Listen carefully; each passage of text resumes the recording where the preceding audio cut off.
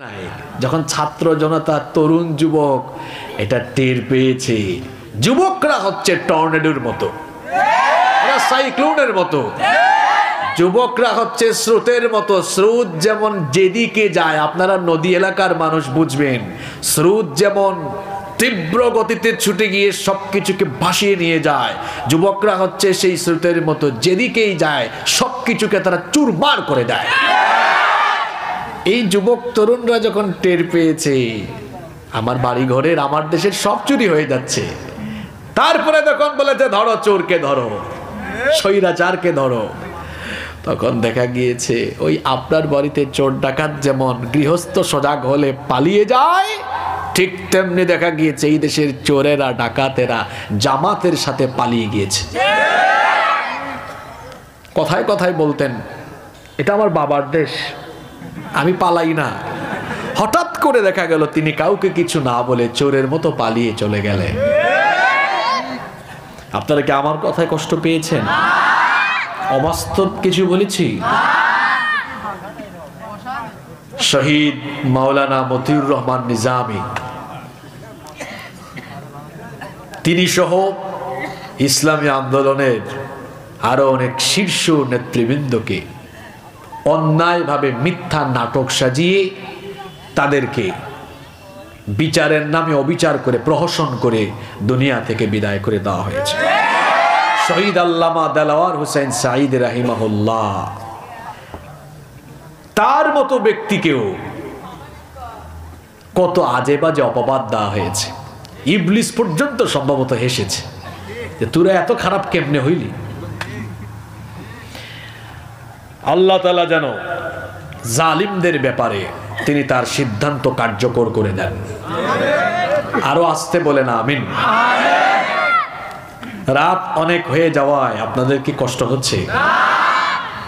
আমি তো অনেক দূর থেকে এসেছি জার্নি করে, তো জার্নির কষ্ট তো আমার মধ্যে আছে।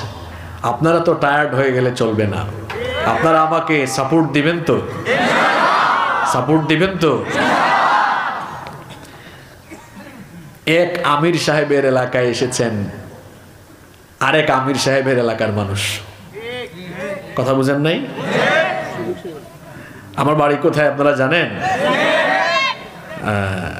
বলেন তো দেখি, সেখানে যার নাম ইন্ডিকেট করলাম তার নাম কি? ডাক্তার? তো ঠিক আছে, আমিরে জামাতের এলাকার আমিরে জামাতের এলাকা, তো দুই গ্রুপের মধ্যে আওয়াজের একটা ব্যালেন্স থাকার দরকার আছে না নাই?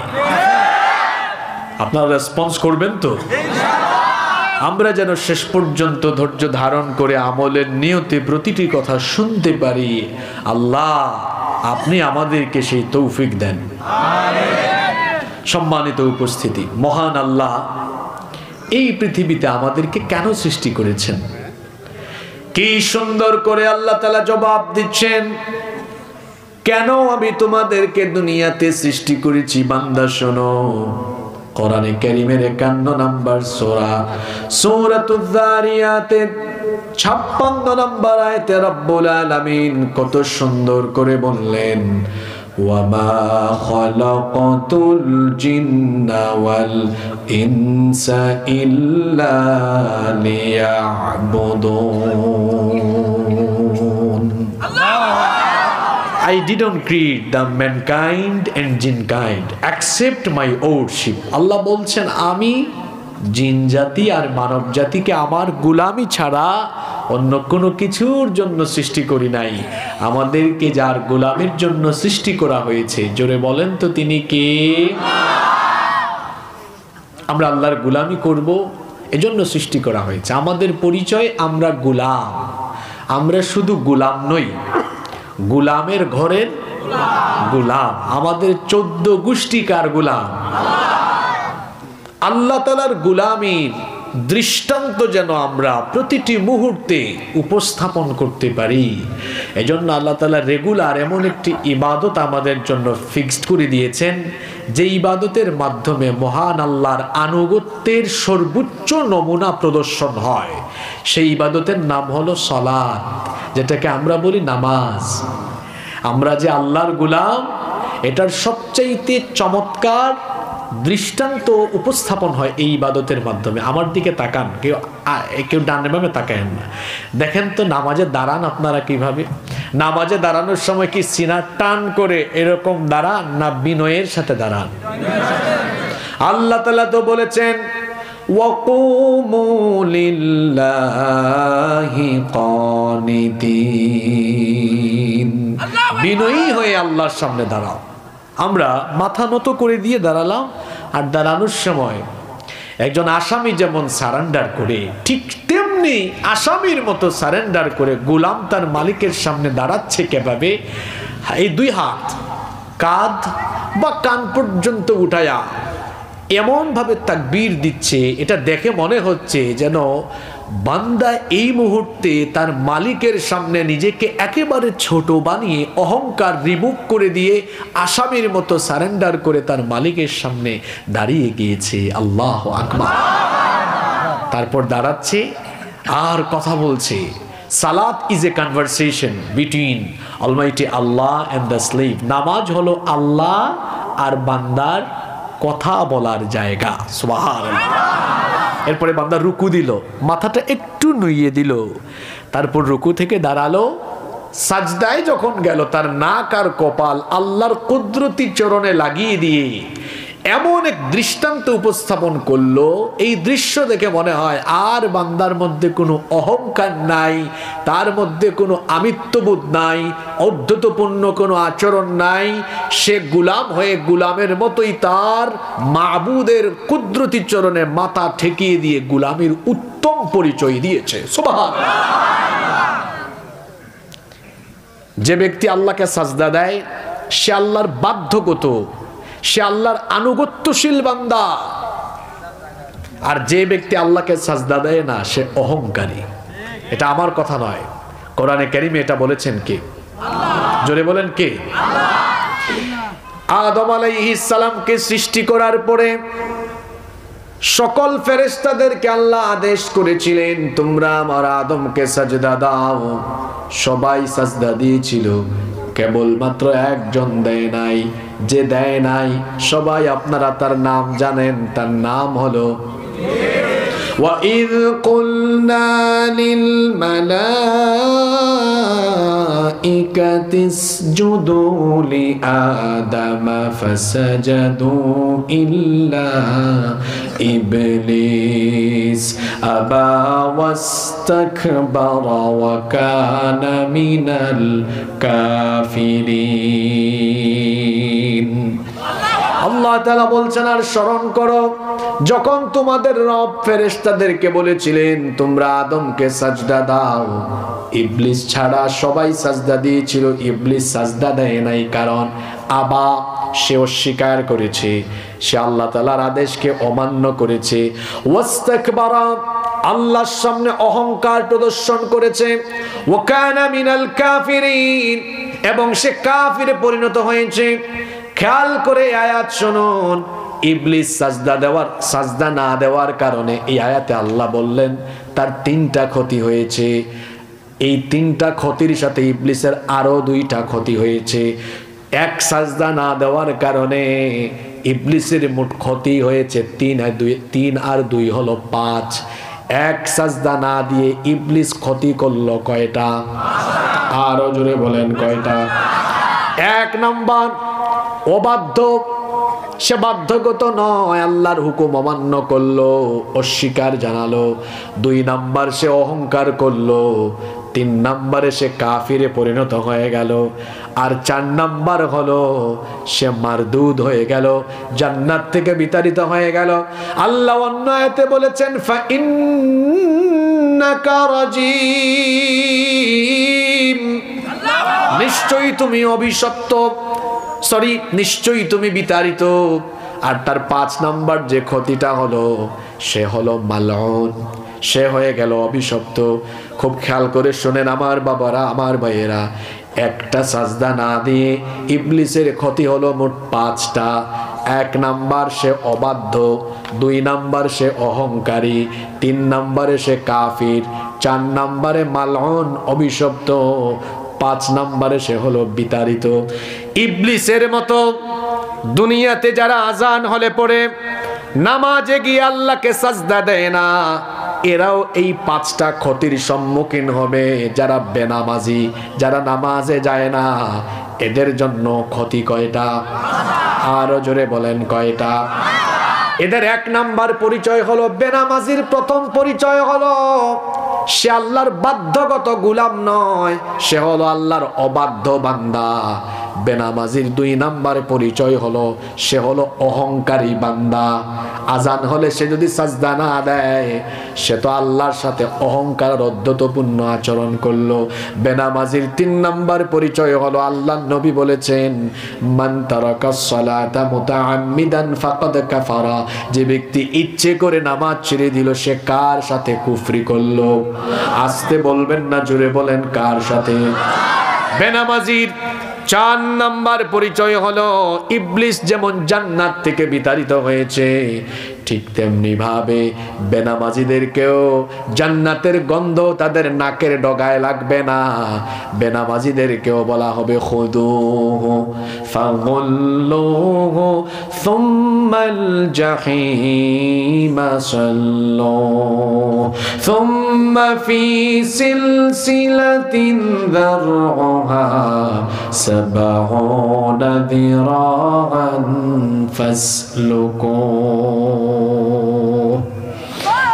কিয়ামতের দিন আল্লাহ ফেরেশতাদেরকে বলবেন, এই বেনামাজিকে ধর, পাকড়াও কর, ডান্ডা বেরি লাগা, 70 গজ লম্বা শিকল দিয়ে বেঁধে তারপরে তাকে জাহান্নামে নিক্ষেপ কর। নাউজুবিল্লাহ। তাহলে বোঝা গেল বেনামাজির 4 নাম্বার পরিণতি হলো, তার 4 নাম্বার পরিচয় হলো সে হলো জাহান্নামী। 5 নাম্বার পরিচয় হলো, যেই ব্যক্তি ইবলিসের অনুসরণে সাজদা দেয় না, সেও হলো অভিশপ্ত, সেও হলো। এখন বলেন তো, ইবলিস একটা সাজদা না দিয়ে তার ক্ষতি হইল কয়টা? আর 5 ওয়াক্ত নামাজে আপনি কতগুলা সাজদা দেন না, আপনার ক্ষতি কি ইবলিসের মতো হবে না তার চাইতে পরিণতি আরো ভয়াবহ হবে? আরো জোরে বলেন, আরো জোরে বলেন। কি ডেঞ্জারাস কথা! মাহফিল কমিটিতে আয়োজক থাকে কিন্তু ফজরের নামাজ আদায় করে না, মাহফিলে আসে রাত 1টা পর্যন্ত আলোচনা শুনে যায় কিন্তু ফজরের নামাজটা আদায় করে না। আল্লাহর নবী বলেছেন, বাইনাল আবদি ওয়া বাইনাল কুফরি তারকুস সালাহ, আল্লাহর বান্দা আর কাফিরের মধ্যে পার্থক্য হলো নামাজ ছেড়ে দেওয়া। এই নামাজ একমাত্র ইবাদত যেটা আল্লাহ দুনিয়ায় এর বিধান দেন নাই, এটা আল্লাহ তাআলা উপরে তার নবীকে 7 আসমান পাড়ি দিয়ে সিদরাতুল মুনতাহা ভেদ করে আল্লাহ তার সান্নিধ্যে নিয়ে গিয়ে উম্মতের জন্য 50 ওয়াক্ত নামাজ গিফট করেছেন। কত ওয়াক্ত? ফিরে আসার সময় মুসা নবীর সাথে দেখা, মুসা নবী বললেন, আমার উম্মত 2 ওয়াক্ত নামাজ ঠিকমতো আদায় করতে পারে নাই, কিভাবে আপনার উম্মত 50 ওয়াক্ত আদায় করবে? তিনি বারবার ফিরে যাচ্ছিলেন। নবীজি বারবার ফিরে গিয়ে 50 থেকে কমাতে দেওয়া হলো 5 ওয়াক্ত। এরপরেও মুসা নবী বলছিলেন, আবারও ফিরে যান, কমায়া আনেন, কারণ আমার উম্মত তো 2 ওয়াক্ত পড়তে পারে নাই। আল্লাহর নবী বললেন, আর যেতে পারবো না, লজ্জা লাগছে, এখন আমি ফিরে যাচ্ছি। কিন্তু মনে মনে চিন্তা ছিল, পেরেশানি ছিল, মুসা নবী তো আমার সিনিয়র নবী, তার উম্মত 2 রাকাত, তার উম্মত 2 ওয়াক্ত পড়তে পারলো না, কেমনে আমার উম্মত 5 ওয়াক্ত আদায় করবে? আল্লাহ তো 50 ওয়াক্ত দিয়েছিলেন, 50 হইলে তো উম্মত সওয়াব বেশি পাইতো। আল্লাহ জানায় দিলেন, নবী উম্মতকে নিয়ে এত পেরেশান হলেন কেন? 50 থেকে কমাতে যদিও আমি সংখ্যাটা 5 এনেছি, কিন্তু আপনার উম্মত 5 ওয়াক্ত যখন আদায় করবে, সওয়াব দেওয়ার বেলায় আমি এই 5 ওয়াক্তের সওয়াব আমি 50 ওয়াক্তের দিয়ে দিব।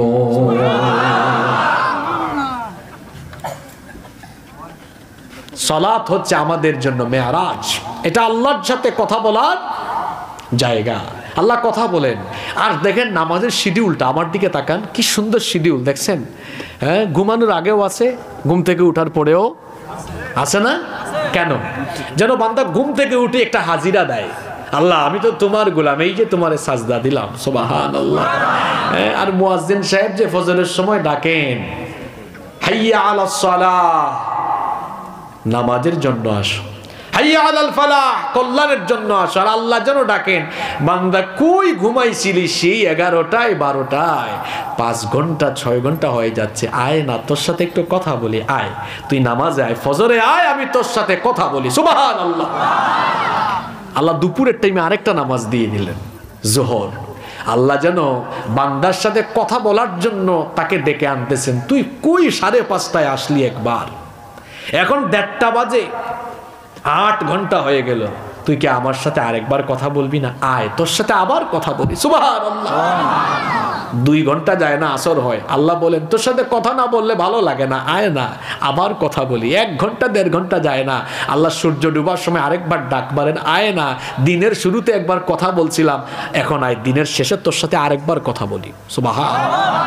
ঘুমানোর আগে আল্লাহ যেন আরেকবার এশার নামাজে ডাক দেন, তুই যে ঘুমাবি এখন,